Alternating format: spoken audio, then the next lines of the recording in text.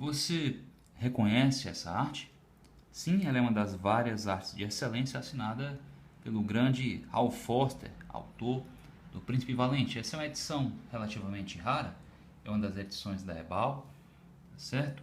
Que conservo comigo junto a essa outra e trago a vocês para ilustrar o conceito de hoje. Hoje eu gostaria de falar a vocês sobre o significado de histórias em quadrinhos. Existem dentro do mundo dos quadrinhos os proto-quadrinhos, quadrinhos que são anteriores à era industrial, sobre os quais eu poderia falar em um outro vídeo. Existem os quadrinhos como os conhecemos hoje. Os quadrinhos que são um produto dos meios de comunicação de massa e da era da reprodutibilidade técnica da era industrial, tá bom? Entre os quadrinhos modernos, gente, por que utilizar essa HQ de Hal Foster, tá bom? Essa graphic novel, como prefiram chamar, esse gibi, tá certo? Para abordar o conceito, porque para muitos existe uma controvérsia sobre o quadrinho do Príncipe Valente em particular ser HQ ou não. Eu deixo desde já claro o meu posicionamento com relação a isso. O Príncipe Valente, a obra Príncipe Valente, contempla todos os elementos que considero basilares, que considero essenciais para compor uma história em quadrinho. Todos os elementos que são constitutivos de uma HQ moderna, né, de uma HQ contemporânea, de uma HQ atual, de uma HQ pós-industrial, tá certo? Se fazem presentes aqui no quadrinho do Príncipe Valente. Isso inclui o quê? Isso inclui representações visuais de diferentes momentos da cena, tá certo? De diferentes momentos da narrativa, tá bom? Isso inclui uma disposição simultânea de alguns desses momentos, de algumas dessas cenas, tá certo? Isso inclui um corte, uma separação clara entre essas cenas, tá bom? Então, nós temos várias imagens, um conjunto de imagens destinadas a narrar uma ação, um evento, tá certo? A expor um contexto seguindo uma ordem, tá? Cronológica, tá bom? Uma ordem, uma temporalidade narrativa, tudo bem? Todos os elementos se fazem presentes aqui, tá bom? Professor, então o senhor está se referindo à disposição das imagens? Sim, disposição, corte. Para alguns, gente, onde é que repousa a controvérsia? Para alguns, a ausência de balões limita o reconhecimento da obra Príncipe Valente como quadrinho legítimo. Mas isso é sabido, especialmente por quem estuda quadrinho, por quem acompanha o quadrinho, que é um elemento, não digo que seja trivial, mas não é um elemento imprescindível, o uso de balões. Quanto à disposição do texto, na obra do Príncipe Valente, ele era disposto dessa forma, porque Hal Foster, que não era exatamente o maior admirador da linguagem dos quadrinhos, tá certo? Ele, por ser um artista acadêmico, um artista que tinha formação acadêmica, e até pela idade dele, né? Ele nasceu, se não me engano, em 1892, se não me falha a memória.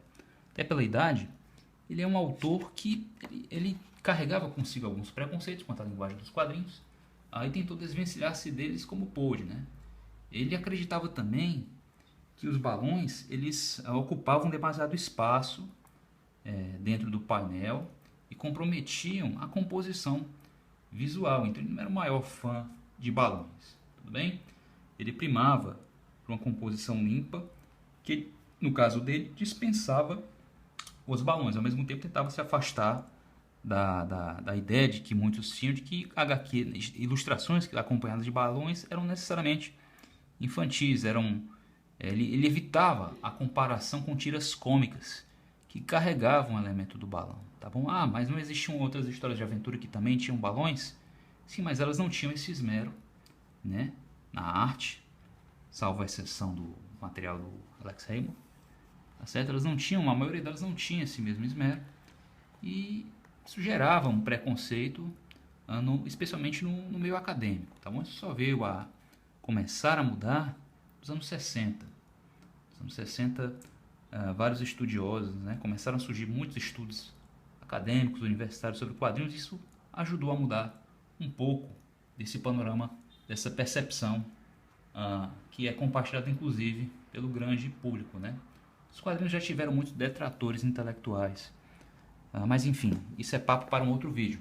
O ponto aqui é que é HQ, né? Então, um conjunto de imagens dispostas de uma maneira que se possa perceber pelo menos duas delas simultaneamente, tá bom? Cada uma dessas imagens tem um corte bem delimitado, tá certo? Representa um momento diferente da narrativa, tá certo? A disposição das imagens é progressiva, seguindo uma temporalidade narrativa. E esses são apenas alguns dos elementos essenciais. Balões contribuem com o reconhecimento de uma história em quadrinho como tal, né?